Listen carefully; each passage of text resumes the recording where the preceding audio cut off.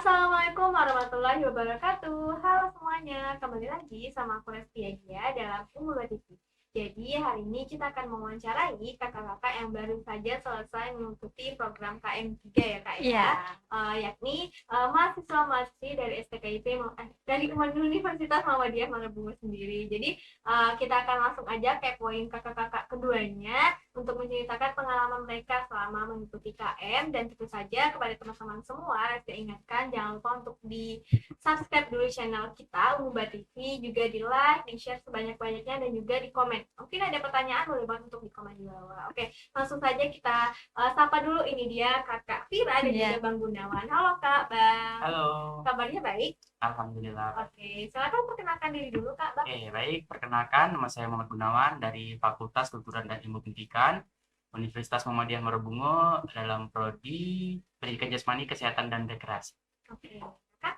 Halo semuanya, perkenalkan nama saya Selvira Meliza dari Fakultas Keguruan dan Ilmu Pendidikan, Prodi Pendidikan Guru Sekolah Dasar. Oke, kakak-kakak ini semester 6 ya kak? Iya, semester 6. Oke, teman-teman semuanya mungkin kepo nih terkait juga dengan Kampus Merdeka. Kampus Mengajar ini merupakan salah satu program dari Kampus Merdeka itu. Jadi masuknya juga lumayan ya, lumayan menguras tenaga gitu. Oke, mungkin sebelumnya boleh dikasih tahu dulu pertama kali tahu KM ini dari mana sih kak, Bang?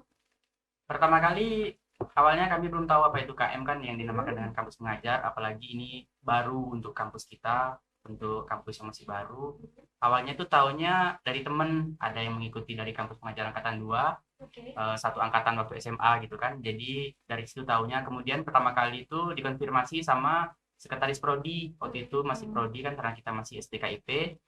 Dikonfirmasi sama bapak, katanya dipilih gitu kan per prodi itu 10 orang. Ya, per prodi 10 orang. Jadi pendidikan jasmani 10 orang, PGSD 10 orang, kemudian PBI juga 10 orang dipilih gitu.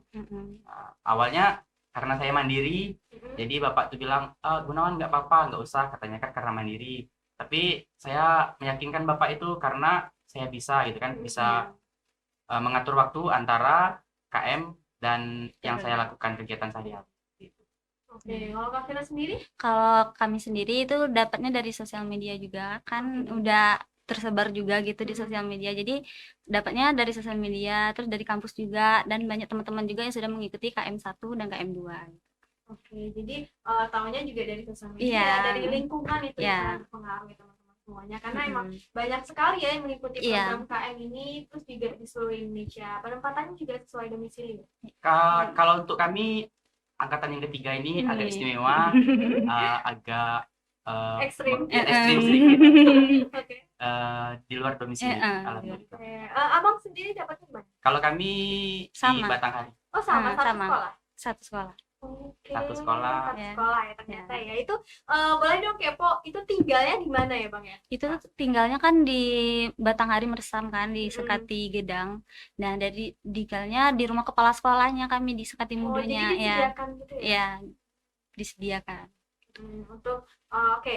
Tadi berarti sangat seru di sana. Batanghari itu berapa jam dari sini? Dari sini 3,5 jam. Naik travel berarti? Ya, ada yang naik travel. Kalau Abang Gunawan di sendiri pakai kendaraan sendiri. Oke, itu tadi ya guys ya, perjuangan untuk kakak-kakak ini mengikuti program KM. Juga kita harus kepo juga nih bagaimana perjuangannya saat mendaftar KM itu sendiri. Karena kan kita tahu bahwa ini terbuka untuk seluruh mahasiswa di Indonesia, itu banyak sekali ya guys ya. Dan juga di kampus kita itu termasuk baru, dan bagaimana kakak dan abang ini bisa berjuang untuk masuk KM. Oke, untuk bisa mengikuti kampus mengajar ini ada 2 tahap. Yang pertama itu tahap seleksi bahan. Bahan seperti berkas-berkas yang diperlukan, itu membutuhkan waktu beberapa hari waktu itu. Seminggu ada mungkin. Seminggu untuk menyiapkan bahan. Kemudian kita, karena kita kampus baru, maksudnya baru mengenal kampus mengajar, baru angkatan pertama untuk kampus kita, jadi kami masih dibantu juga kemarin untuk mendaftar. Kemudian yang kedua tahap ujian. Ada ujiannya. Ada ujian juga. Ujiannya itu seperti apa? Ada 2 tahap, literasi, numerasi, kemudian ada ujian nasionalisme mengenai survei kebinekaan juga. Iya, survei kebinekaan. Jadi itu tadi ya ada 2 tahap. Jadi kalau kita lolos seleksi berkas dulu ya, baru Iya. kita maju ke tahap selanjutnya. Setelah tahap selanjutnya lolos, langsung di penempatan gitu. Iya, Iya. langsung pembagian. Oh, ada pembakalan. Ada pembekalan dulu 1 bulan gitu. Nanti kita dibekali dulu sebelum terjun kan. Jadi kita harus mengerti dulu di mana mau terjunnya gitu. Apa aja yang disiapkan gitu. Oke, kalau untuk STQ sendiri, STQ masih terbiasa ya. Iya. Ya. Kalau untuk Umuba sendiri kan kemarin sudah dikirim 10 orang per prodi. Itu Iya. lolosnya berapa ya, Kak? Untuk per prodi kemarin totalnya 30 orang yang daftar, kemudian Iya. yang diterima 15 orang. Ya, Oh, itu yang diterima dari pihak Kampus. BKM-nya. Iya. BKM. Iya, BKM. Sulit juga ya, jadi Iya. 50-50 gitu ya. Oke, selanjutnya nih Kak, terkait tadi sudah kita lihat perjuangannya untuk bisa mendaftar KM ini, juga saingannya nggak cuma di dalam kampus, tapi Iya. juga di luar kampus gitu ya. Karena di sini dari Setia ada juga dari kampus-kampus yang Kalau lain di dari Bungo gitu. kalau dari Bungo itu cuman kampus kita Cuma sendiri, sendiri iya ya? yang Oke, mengikuti. Berarti spesial banget ya Iya. guys ya untuk Umuba ini baru pertama kali di Kabupaten Bungo untuk bisa mengikuti program MBKM. Sebelumnya juga ada kita tuh sudah ngikutin apa namanya Studi Magang. independen, iya. magang. Terus juga ada yang asistensi mengajar itu Iya. juga termasuk ya. Oke, selanjutnya nih Kak, terkait kegiatan nih, kita mungkin lebih rinci lagi nih. Kan datang nih ke lokasinya, Iya. terus ngapain aja gitu. Nah, kalau di lokasinya itu langsung kami itu mengajarkan literasi dan numerasi anak gitu. Adaptasi teknologi juga, terus juga kami juga membantu administrasi di sekolah. Oke. Jadi kita emang sebagai guru gitu. Ya, sebagai guru, sebagai membantu sekolah juga dalam melengkapi administrasi dan Jadi sebagainya. itu berarti cuma setengah hari kita ke sekolah Ya. atau memang full di sekolah? Itu full. Full dari pagi sampai Enggak, sampai sekolah anak-anak pulang. gitu ya. Gitu ya, Bang. Bang ada yang Kalau kegiatannya seperti biasanya kayak kita mengajar, nanti kalau ada kegiatan yang diperlukan mungkin kami harus lebih ke depan dulu. Kalau tidak bisa baru kami bertanya kepada guru. Sekolahnya itu berarti mencari yang akreditasinya C. Iya, Ya, minimal. yang di bawah. Tapi kemarin ke Kak Fira sama Bang Gunawan sendiri mendapat sekolah itu bagaimana lingkungannya? Apakah nyaman? Apa seperti apa gitu? Kalau masalah lingkungan, alhamdulillah kami dapatkannya yang tempat yang nyaman. Dan orang-orangnya juga baik juga gitu. Guru-gurunya bisa dibimbing dengan baik. DPL-nya waktu itu dapetnya siapa? Kalau DPL masih dari kampus kita, dari Pak Deka. Deka. Iya. Deka isi. Oke, kalau untuk kegiatannya berarti kita untuk mengajar juga di kelas gitu Iya, ya. Buat mengajar. RPP dong berarti. Iya. Susahnya itu ya buat RPP ya. Oke. Selanjutnya nih terkait dengan kegiatannya, ada nggak sih hal yang sulit banget gitu untuk menjalani KM ini gitu? Yang tersulit menjalani KM. Apa ya? Oh, nggak ada yang sulit berarti ya? Karena Gampang. kami bawaannya enjoy aja kan. Jadi dengan kayak kalau kesulitan tuh kan dihadapi bersama-sama juga dengan sekelompok. Jadi kayak timnya. Itu bisa. kalau timnya sendiri tuh berapa Kak? Berapa orang? Kalau kami aturannya dapatnya 5. Tapi karena ada satu dari Unja yang nggak mau mengikuti jadi berempat. Berempat.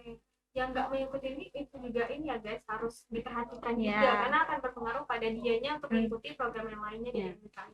Jadi kalau udah masuk kita harus konsisten. Iya. Itu ada programnya berarti ya? Iya, ada program. Untuk laporannya itu Kak gimana? Laporan ini yang istimewanya Kak Fira. Kenapa? Iya. Sinyal ada sinyal. Kalau sinyal alhamdulillah aman di sana. Aman. Cuma kalau untuk yang kayak nge-zoom atau yang video call Ya, itu agak susah. Agak gimana gitu Agak kan. terganggu.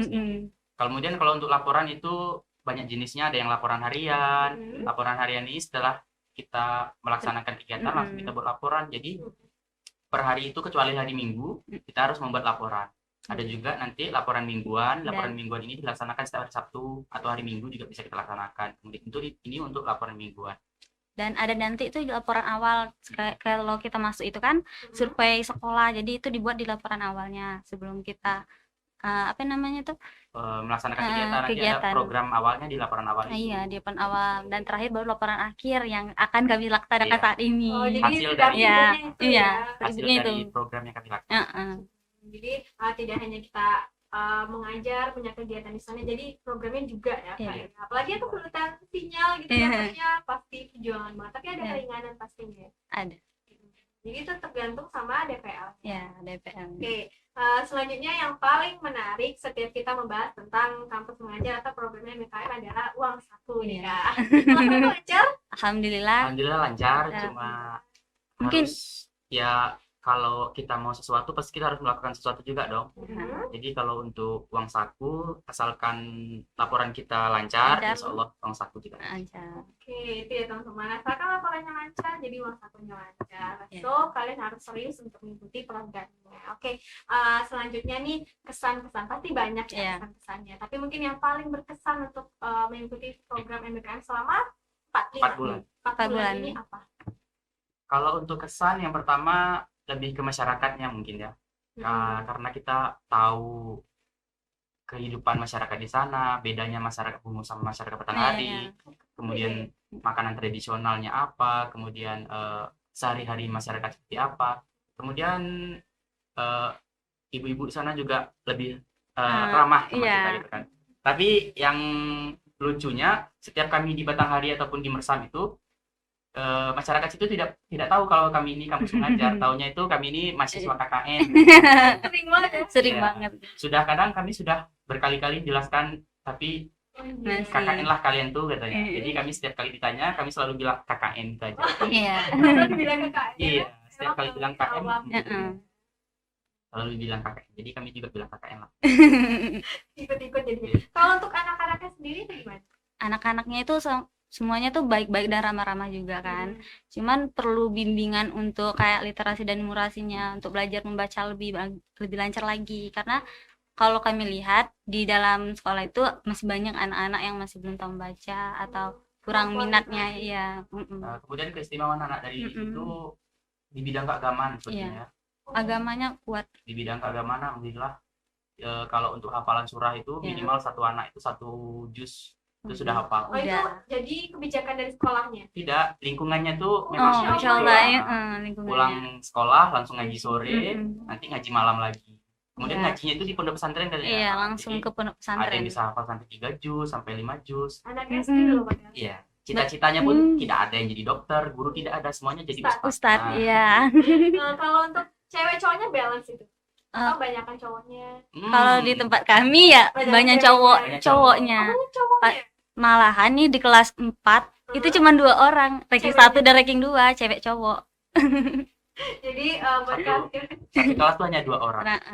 jadi kalau Reska temuin misalkan dalam PLP atau apa itu kan banyak cewek ya kalau di semua ya. Kalau di sana kebalikannya. Juga lingkungannya pastinya adem ya. Karena lebih mengutamakan agama. Oke, buat teman-teman semuanya, tadi kita sudah mendengar nih cerita dari kakak-kakak yang sudah mengikuti program MBKM ini. Juga di sana pastinya banyak nih yang sedang berjuang untuk sudah tutup ya? Sudah tutup. KM4, tinggal pengumuman kayaknya ya. Oh iya, sudah berjuang juga mengikuti program MBKM yang lainnya juga, atau mau mengikuti KM5, KM6 juga ya. Sudah banyak belajar ini. Apa saja sih yang perlu kita perhatikan gitu. Mungkin kakak-kakak berdua punya tips atau pesan untuk teman-teman semuanya supaya bisa mengikuti program MBKM ini dengan lancar gitu. Dari Kak Vina atau Bang Gunung? Saling lempar ya.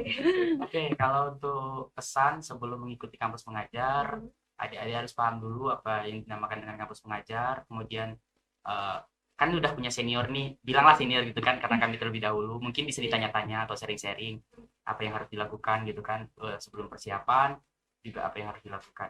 Kemudian pesan dari saya untuk adik-adik semua ataupun untuk rekan-rekan semua yang nanti nyampai di penempatan, yang pertama itu jaga sikap, jaga sopan santun, kemudian kegiatan masyarakat kalau bisa diikuti, walaupun kita kampus mengajar ya lebih fokus ke sekolah, tapi karena kita di lingkungan masyarakat, kita juga harus mengikuti kegiatan masyarakat gitu. Jangan sampai nanti dikiranya kita cuma datang pulang di rumah gitu kan, karena kita numpang di tempat orang juga, jadi lingkungan masyarakat harus kita perhatikan begitu. Jangan sampai kita tinggi hati ataupun sombong karena mentang-mentang mahasiswa gitu kan. Saya mahasiswa, saya dari kota, apalah tinggal di dusun gitu kan, saya merasa paling bangga, itu jangan seperti itu. Karena kita tidak tahu kan desa-desa itu kan berbeda. Ada yang desa seperti ini, desa seperti ini. Jadi kita harus mengetahui apa yang pantas kita lakukan di desa tersebut. Karena kita mendatang. Kalau menurut aku pesannya pada adik-adik tuh kalau sudah mengikuti KM3 tuh harus diterima, karena itu berpengaruh juga untuk kampusnya nantinya kalau misalnya ditolak. Terus juga kalau sudah sampai di sana juga fokus dengan mengerjakan semua perintah seperti AKM harus dilaksanakan dengan baik. Jadi harus fokus juga Iya. mengikuti segala kegiatan. Jadi Mm-mm. kita kan sebagai pendatang tadi Iya. disebutkan oleh Bang Gunawan, kita harus mengikuti apa yang ada di sana di daerah yang kita datang. Itu tadi teman-teman semuanya, kita sudah banyak info dan juga seperti apa yang dikatakan tadi oleh kakak-kakak. Kalau butuh pertanyaan, tanya saja kepada kakak-kakak yang sudah mengikuti program KM sebelumnya atau program MBKM selanjutnya ya. Jadi pelajaran juga buat kita semuanya. Oke teman-teman semuanya, Restia doakan juga untuk yang sedang berjuang mengikuti program MBKM. Semoga dapat kabar baik, juga dapat pencapaian kita untuk kedepannya juga lebih baik juga. Jangan lupa untuk teman-teman semuanya di like videonya, di komen sebanyak-banyaknya, nanti dibalas sama Iya. kakak-kakak berdua ini. Kalau ada pertanyaan juga di share ke grup, mungkin ke sosial medianya pastinya sebanyak-banyaknya, supaya makin banyak juga yang dapat info dari video ini. Terima kasih nanti ucapkan pada Kak Fira Iya. sama Bang Gunawan yang sudah menyempatkan waktu untuk hadir di sini dan berbagi kepada kita semuanya. Salam kebaikan. Assalamualaikum warahmatullahi wabarakatuh. Dadah. Dadah.